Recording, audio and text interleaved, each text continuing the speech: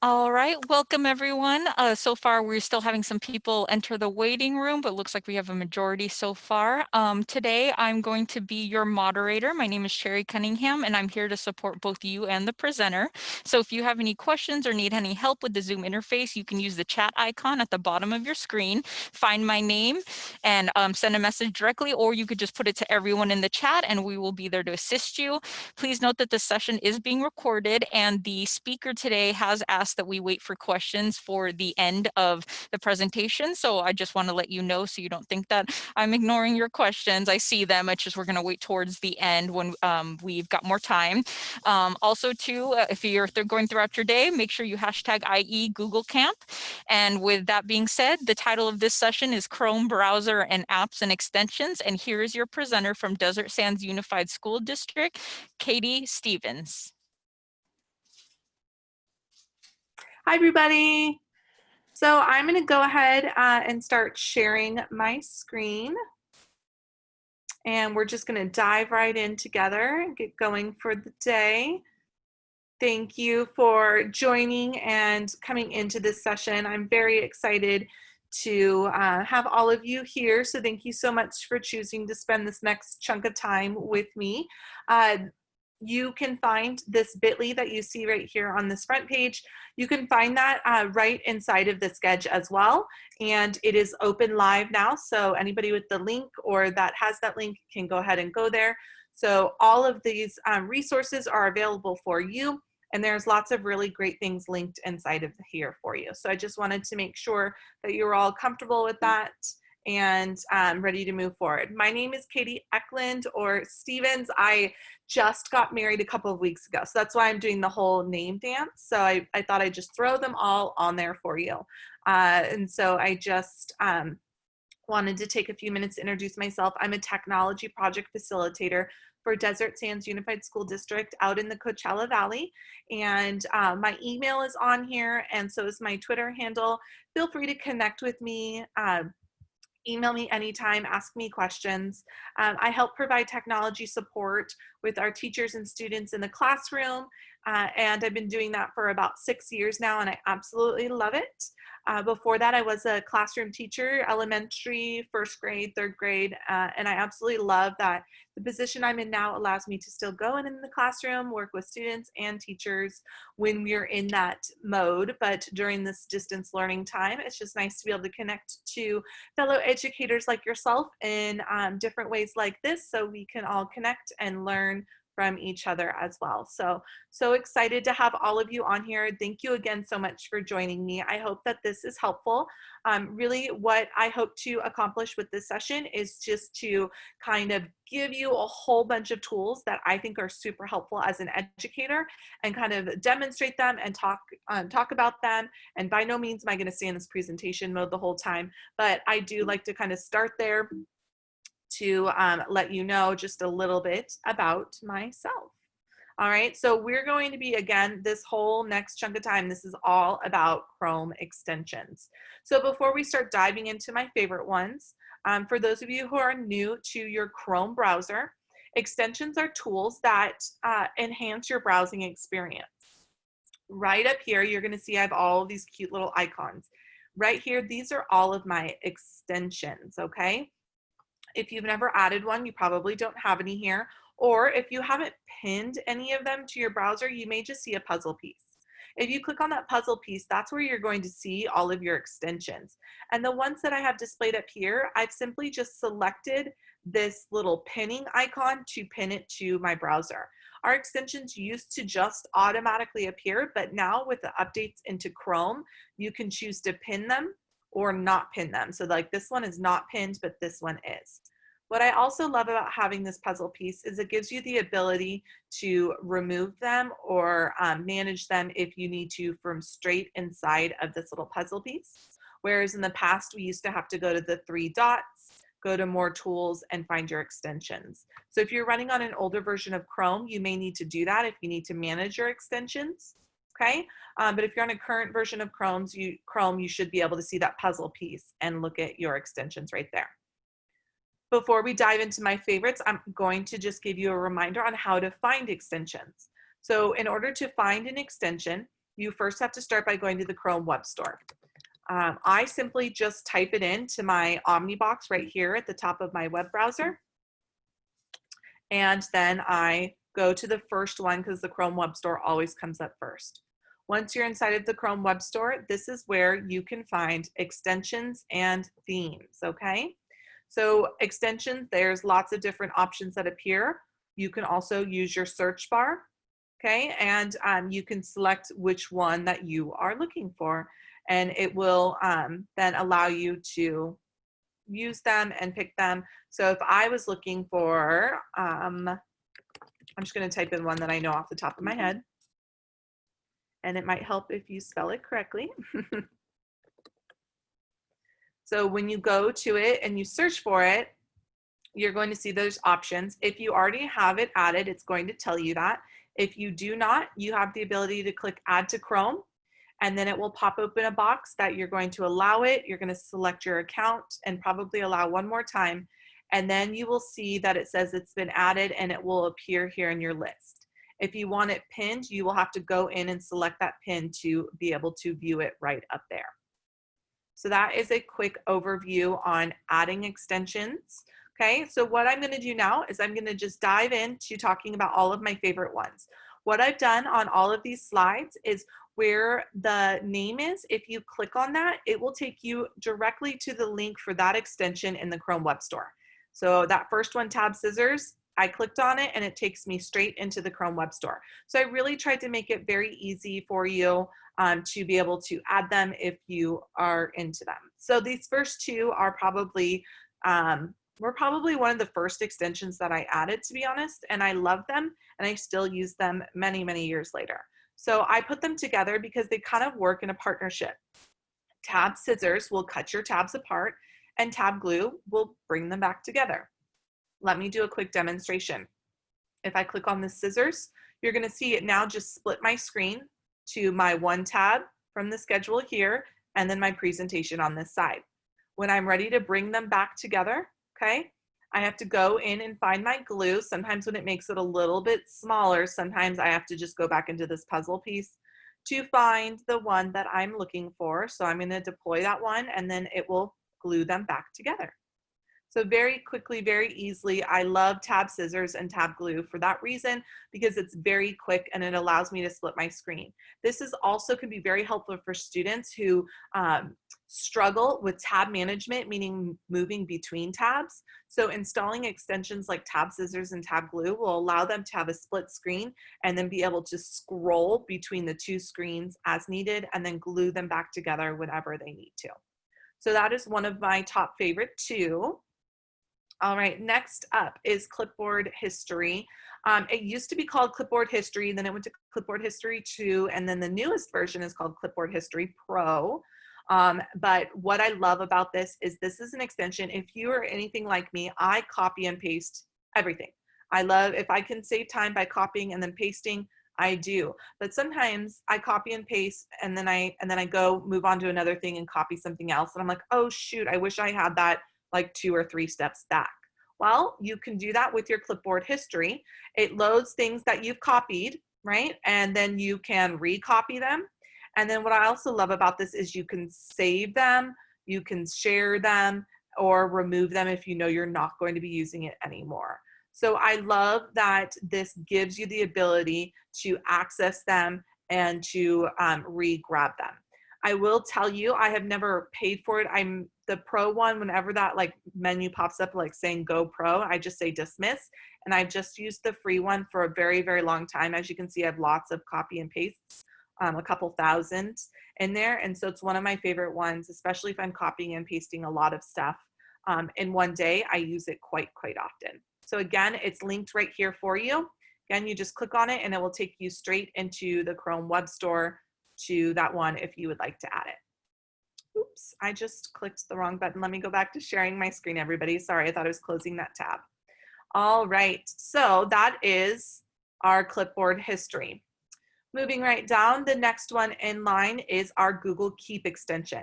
So Google Keep is a tool by Google that allows you to take notes in kind of like a Post-it format. I'm just gonna go pop over to Google Keep to show you what it looks like. So you can open up a new tab and you can go to keep.google.com and you can see I have a whole bunch of basically kind of like Post-it notes. I love myself some Post-it notes. Normally when I'm working at my desk, they're everywhere. Well, then I started to lose them. And when I stumbled upon Keep, I learned that it's this great place to keep notes. You can share them where there's multiple people on them. You can change colors with them. You can pin them to the top. I use Google Keep on my phone and my personal account for my grocery list, and I share it to everybody in my family. And they know that when I say I'm going to the grocery store, if they don't put their wants on that Google Keep note, then it doesn't get purchased. So it's a really great way to be able to collaborate, take notes, and just have some nice, nice one-stop shop area. There is a mobile app that you can put on your phone or your tablet. You can, as you can see, you can access it through your browser by going into a new tab. But so often I'll be working on something and I'm like, oh, I want to remember this. Instead of opening a new tab, there's this amazing extension right here, Google Keep. If you click on it, it will allow you to take a note and it makes a link to that site. So I can say Chrome extension. So I can type it in there. You notice that it's automatically saving for me, which is great. I can even add a special tag to it if I want. And now that note has been saved. And if I go into my Google Keep, I will see it right there with the link to this presentation. Very helpful tool, and it allows you just to kind of grab that note, put it there, and then access it when you need to. And again, that is linked right there for you. Next up is the Great Suspender. So what I love about this is this tool right here, okay? And what it does is if you have lots of tabs open, after a certain amount of time, and you can choose how long that time is, it will basically suspend your tab so it's not running constantly all the time. And this is really helpful if you are like me and have lots of tabs open. Right now, I'm actually pretty low on tabs, which is kind of abnormal for me. Normally I have like a good 10 to 20 tabs at all times. So what I love about Chrome, or the Great Suspender, is when you have lots of tabs open, that means Chrome is working and working and working in all of these tabs. Well, what the Great Suspender does is after, if you haven't gone to that tab in so long, it suspends it, meaning it just freezes it, okay? It doesn't keep it running in the background, pulling from what you're doing in other areas. So it just makes your device run a little bit quicker, which is also really helpful. So I like this. And then what happens is when I go back to that tab, let's see if my drive, nope, my drive, maybe my calendar, nope. I've been to all my tabs too recently, maybe in a little bit, one will go to sleep and I can show you. But all it does is you go to it and just says it's been suspended, and all you have to do is click your refresh button and it brings the tab back to exactly where you were. Really helpful, really great tool, and it helps keep a balance on your Chrome so it's not constantly running, and it'll run a little bit better even if you have a ton of tabs open. All right, so that is the Great Suspender, and it is this icon right here. Okay, and you can also, maybe you're like, oh, I'm gonna walk away from this tab. You can choose to suspend it immediately, okay? Or maybe it's a tab like your Gmail, you never want it suspended. You can also choose that as well, and you can have it suspend all the other tabs and go into your settings and choose some options as well. So it's a really great extension, helps provide, in my opinion, some really kind of background extra support, so I don't have to think about it. It just does it automatically. So that's the Great Suspender. Next to that is called Keep Awake. What this does is this allows you to keep your browser active as long as you have the extension on, meaning it looks like this little sun icon. If I click on it and it goes into this little sunset, okay, or into the moon, it's not going to stay active 100% like it would with the sun on. And sometimes this is helpful. Say you have a device and you're not actively presenting, but you have something on the screen that maybe you want a group of students or a student to see, but you don't want it to go to sleep. So you can turn on this extension by clicking it till you see the sun, and then your Chrome browser will stay active until you turn it off, which is really helpful. So I often found just a need for that sometimes, especially if I was displaying something on a screen and it wasn't like an active presentation to keep your browser going. This also helps with that as well. So again, it is linked right here for you to download if you'd like. All right, next up is Google Translate. If you have, if you didn't know, they do have an extension, because Google Translate, you can go to the website and translate items very easily, but what I love is the extension.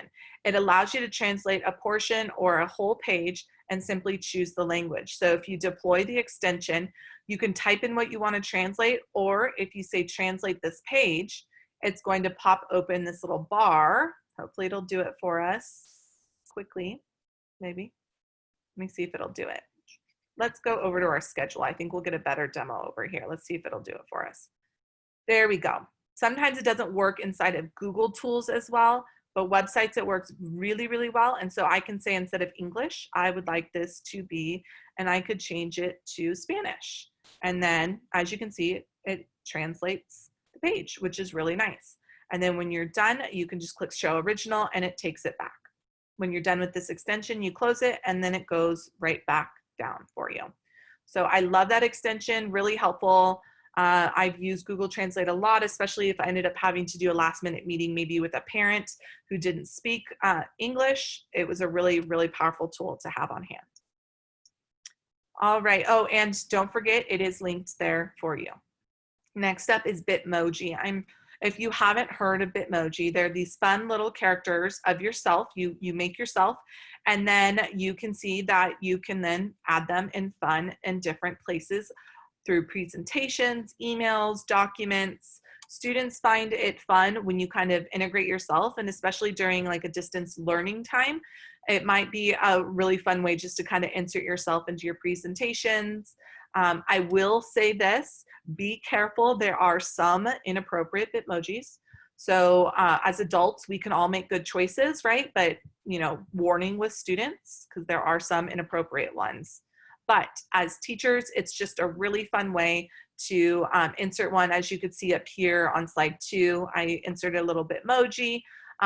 My one trick with this one, let me go back to it, is this is the extension that I'm showing you, but before you do the extension, I recommend adding the app on your cell phone and creating your account and your Bitmoji on your phone. And then when you add the extension, you can just sign in and it'll bring all of your information over. It's not super easy to make an account through the extension, so you'll want to do that before you add the extension. All right, so that's kind of like my tip about the Bitmoji extension. But it's really fun and it's really great and really just a cute little way to bring yourself into your work for your students. And it is linked right there for you. Next up, we have WebPaint. So WebPaint allows you to draw on top of pages, especially right now in a distance learning. Sometimes we're doing a call kind of like what we're experiencing right now, and we wish that we had a tool to maybe possibly annotate on top of it. Well, that's what this WebPaint tool does. When you open it up, you get this cute little toolbar that appears, and you can choose what tool you want to use. You can choose your color, transparency, and how big you want it to be, and then you can simply draw. And what I love about this is it just draws right on top of it. You can do some different shapes. You can insert text and line. You have an eraser tool, so you can erase, and you can draw and do whatever you want right on top of anything, including Google tools, as you're seeing here. You have undo and redo. You have the ability to take a screen capture of it. So maybe you want to copy these notes that you've done, okay? And then you can use this, and as long as this is open, these tools are active. So I can go to my cursor and I can click between things, but if I'm on my marker and I go over here, it's just gonna write. So you have to remember to switch between your cursor, okay? And then when you're done with it, you have to remember that you need to exit the program, and then it closes it out and removes what's on top. So before you exit, if you wanna save it, make sure you take that screen capture so you can save those notes or whatever you have done if you want to save that. Otherwise, once you click the door, it is now gone, okay? But this, some of our teachers have found this to be a really helpful tool. So I like to share this because sometimes we're in the middle of teaching something and we just want to be able to draw our attention or kind of like highlight or underline something, and we're not necessarily in a place where we can do that. Well, this will allow you to do it on top of anything Really helpful. And it looks like this little paint palette right here, and it's linked for you right there. All right, next up is Screencastify, this guy right here. It is a screen recording tool. There are many, many screen recording tools out there, and by no means am I saying this is the best one or the only one or the one you should be using, but this is my current favorite one.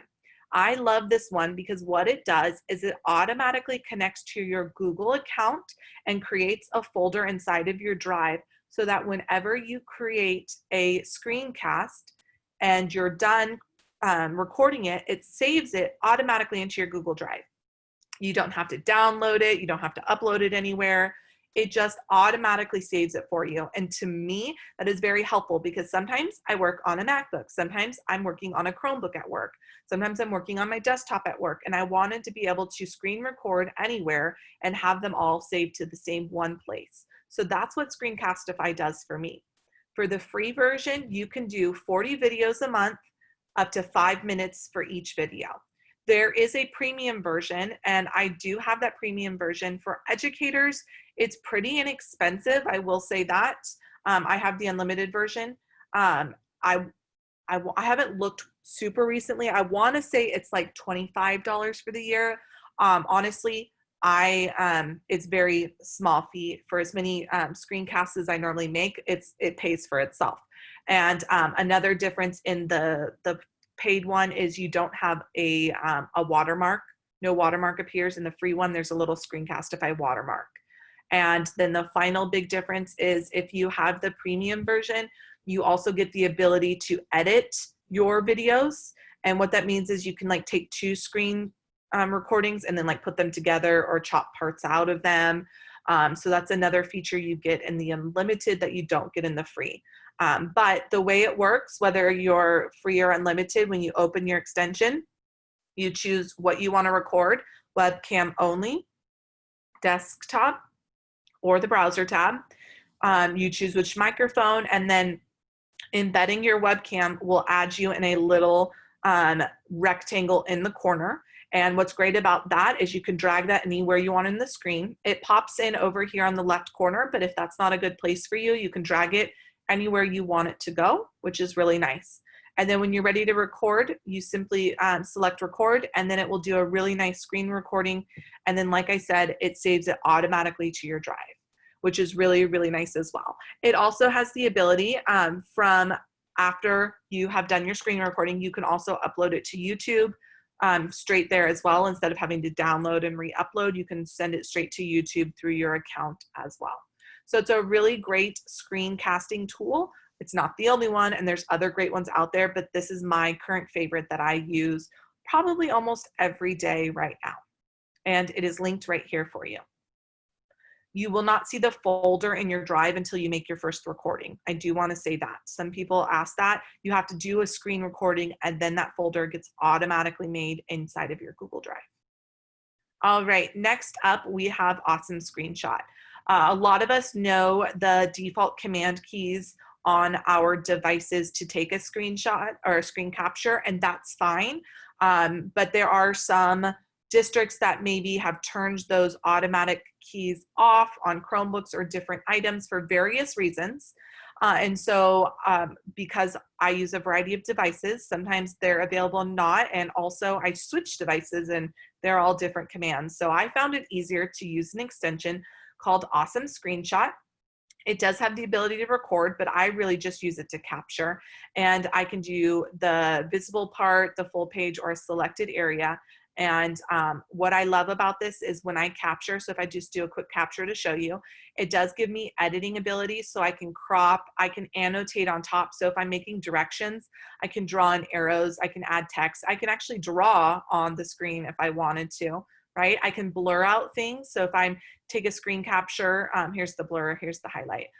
If I'm taking a screen capture, I want to blur out names, I can do that as well. And then when I'm done, I have this nice screenshot that I can download as an image.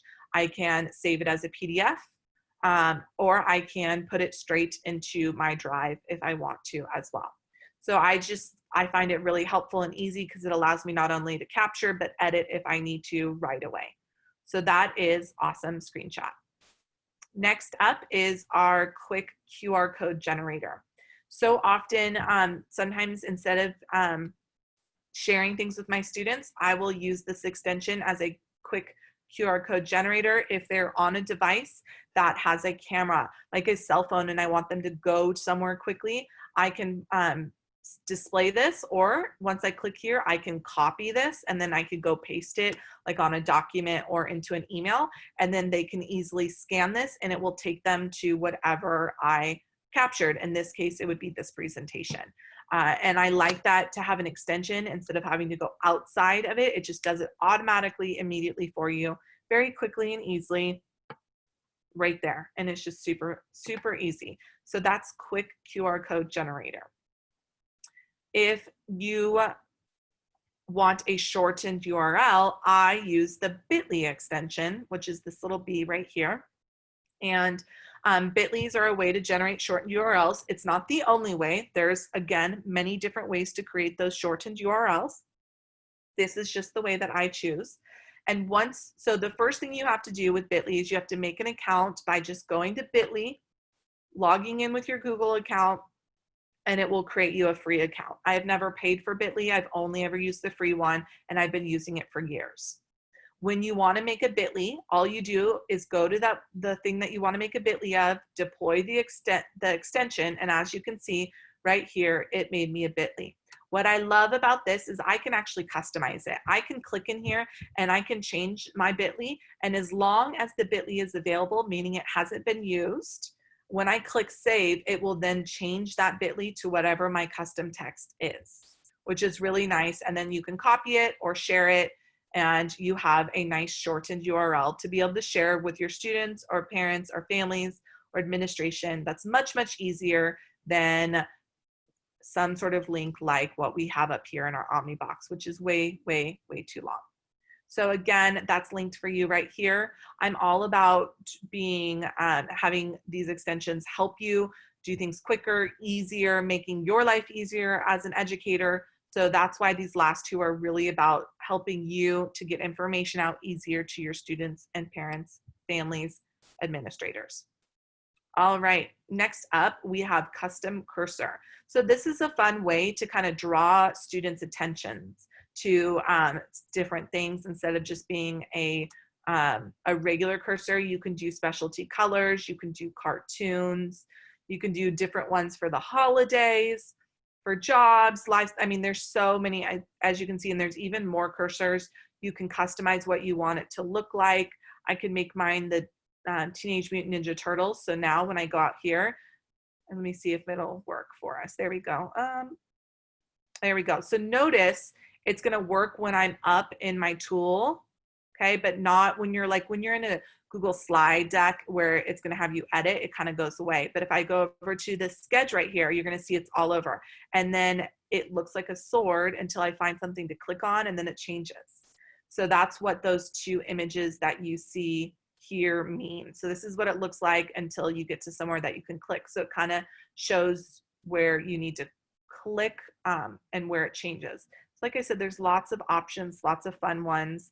And when you're done with it, you just have to turn it off, and then your cursor returns to normal. So it's just like a fun way. I often will use it with students just to kind of draw their attention to different places. It's just another way to keep them engaged and talking and going, and it's just fun. So that's your custom cursor.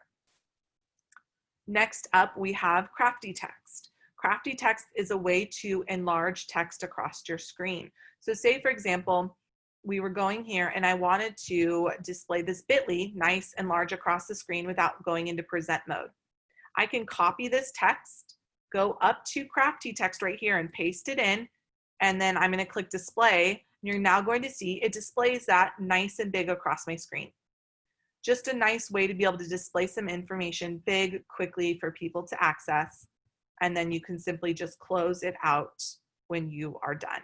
So Crafty Text is just one of those simple ones, but I find that I use it very, very often to get a message or display large text for people to be able to copy or write down or insert or type into their browser to go somewhere.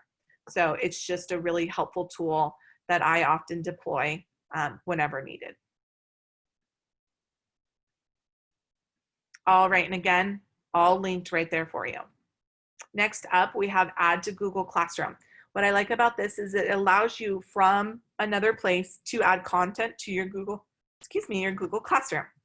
What I do here is when I'm at a place that I want to add something to my classroom, I go up to the extension.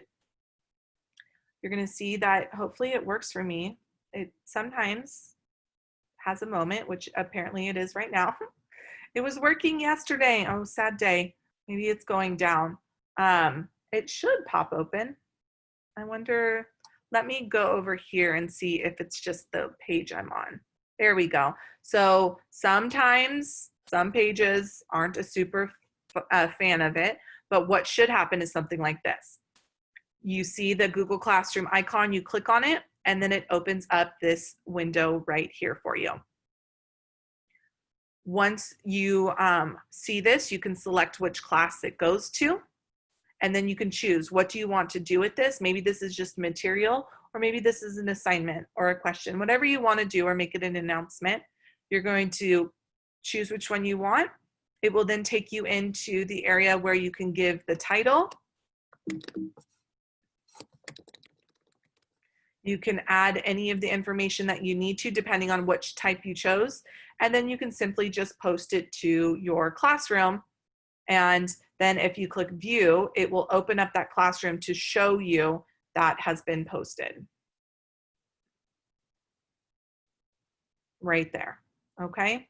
So it's not a perfect extension, but for the most part, what I use it for is if I'm on a website and I want to be like, I need my students to go here to review this, that's the extension that I use.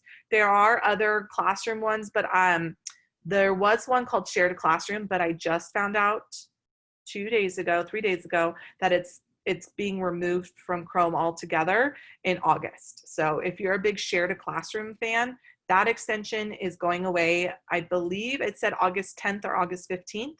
So you may want to check out this Add to Classroom extension, which I have linked right here. And if anybody has heard anything about this going down, please let me know. I looked and I researched it after I saw the other one was, and I couldn't find anything. So I did want to share that with you. All right.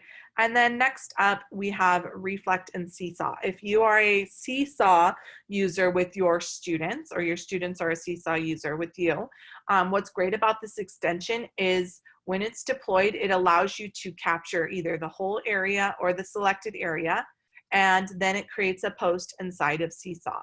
So I love this because you can do work, your students can do work, and easily turn it into Seesaw using this extension. So it's a really great way if you use that tool, Seesaw, with your students, for them to be able to go somewhere, do some work, and then turn it in. So again, all of these are linked right here for you. I know I maybe was talking a little fast. That's just because I get really excited and I love extensions because I'm an extensionaholic. By no means are these all of my extensions. As you can see, I have lots that aren't pinned as well. And depending on which account I'm in, I have different extensions for different reasons. But these were my top, I think it's 17 or 18 in here that I really thought would be helpful for you as an educator, especially in this distance learning time. So I really wanted to share these with you. But what I've done here on slide 20, if you go to slide 20 and you'll see this image where it says favorite Google extensions, if you click on this, you're going to see a link that says favorite Chrome extensions, and then it will open up this Google Doc. I've given you all edit access to this because what I would love to do in the last 14 minutes that we have together, I'm going to answer questions, but I would also love, if you're like, I use this extension and it's the best thing ever, please come in here and add it. Share it with us. We would love to know. And if you don't have the link, that's okay. Just give us the name and tell us a little bit about it. But if you happen to know the link or want to take the time to grab it, that's fine too. But really the name, because we can always go into the Chrome Web Store and we can search for the name. So please tell us what you like.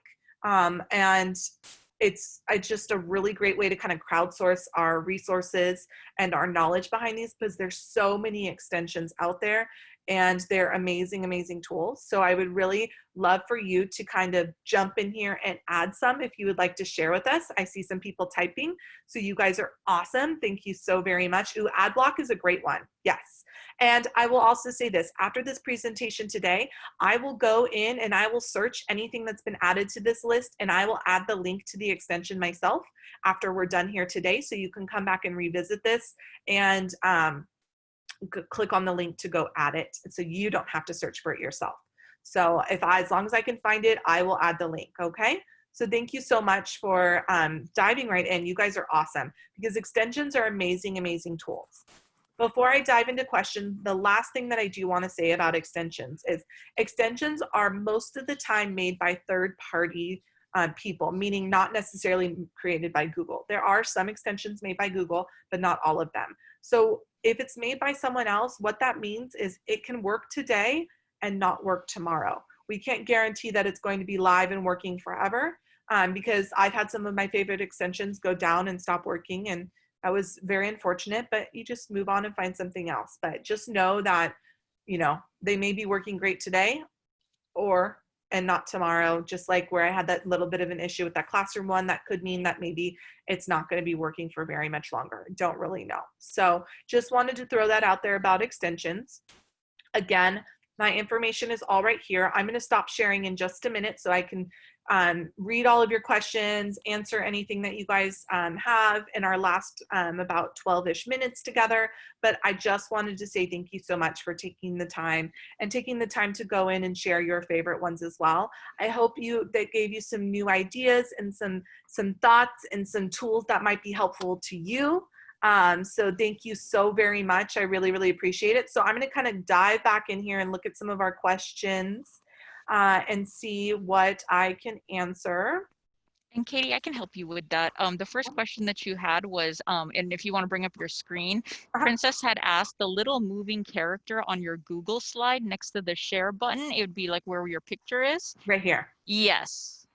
So what that is the image or GIF that I loaded as my profile picture for my account. So all I did is I went to Androidify.com and I made a little Android character, downloaded it as a GIF with that image, and then put it into my image for my account. So when you go into your account, you know how you can manage your account and change your picture. That's where I did it there. Perfect. And then the next question you have is, when there is more than one extension offered by the same or similar names, is it best to use the first one listed? What I would do is I would read the feedback and the comments that people have left and look at the rating. Just because it's listed first doesn't mean that it's the best one. People are very honest in their feedback and ratings. So if you're not sure, click on the extension itself. So let me open up one. So if I, for example, reflect, if I go into an extension on the page, you can see that there's most likely reviews and there's stars. So you can go in and you can read these reviews and people will be honest. And then you can also see if they're, you know, recent reviews or old reviews, and then look at the stars. Because if you go to an extension and it's 1 star, chances are it's not going to be a very helpful extension, or it might not even work properly. Awesome. Okay. And then another question that you received is, how do we set up extensions for a specific student who needs them? So the best way to do that would be to have the student or help the student add them on their own account. In education accounts that are in school districts, domains can push out extensions, but that's generally to large groups, not individuals. So what you could do is you could put together a Google Doc and you could put together a list of extensions with links like you have here. And then your students could click on that and add them. However, you also need to know your district's technology policy on what's approved, like how to get extensions approved for students to add or not add, because a lot of districts don't have the store wide open for students. Okay. And then I think we had a late attendee. She wants to know, how do we add the extension to Chrome? How Right. do we, and then the PowerPoint, I already sent that in the Bitly. Thank you. So you're going to go to the Chrome Web Store, or if you're in this presentation and you click on any extension name, it will take you to that one. And once you've found the extension from the Chrome Web Store, all you do is click Add. Mine says Remove because I already have this one. But if I go back and say I go and I search for tab scissors again, you're going to see that if I don't have the extension that I want to add, I just simply click Add to Chrome. And then what it will do is it will add it into this puzzle piece. If you want to see your extension across the top, you have to pin that extension to be able to view it. All right. Any other questions? That are all the questions in the chat for now. Okay, awesome. Awesome, you guys. Thank you so very much. I really, really appreciate it. I hope you found this helpful. I'm going to actually share my screen one more time and we're going to go over to that document and see what people have been adding. Oh, look, we're seeing some really great ones. I'll add in a couple of extra rows below for people, and some people are going in and finding the links for us. You guys are awesome.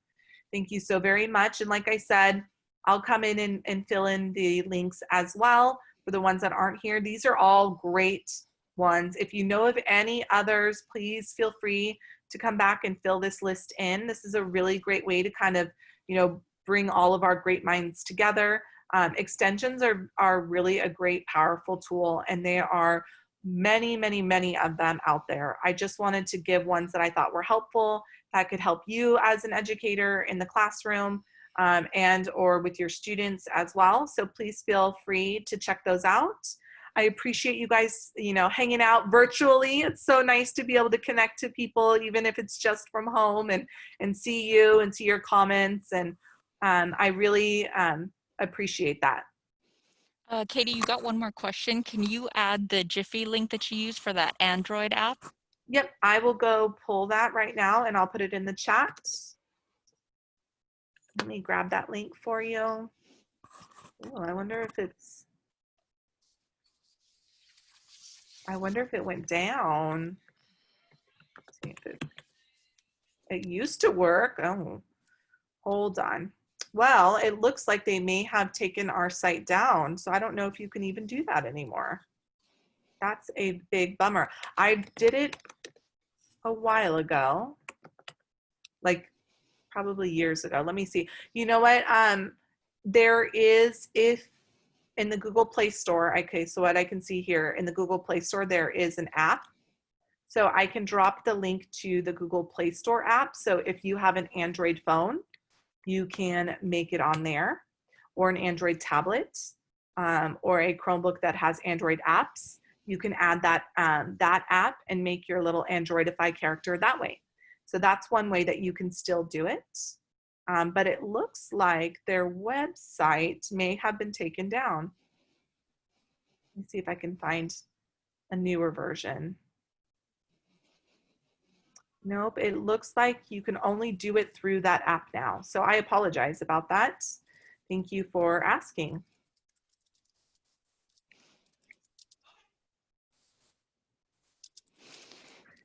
Yes, the session is being recorded, Stacy, and my resources will also be on the sketch inside of this session for you to access at any time.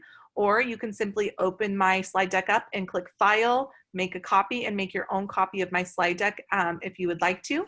The only thing I ask is if you share it, that you just leave my name on it to give me credit for that.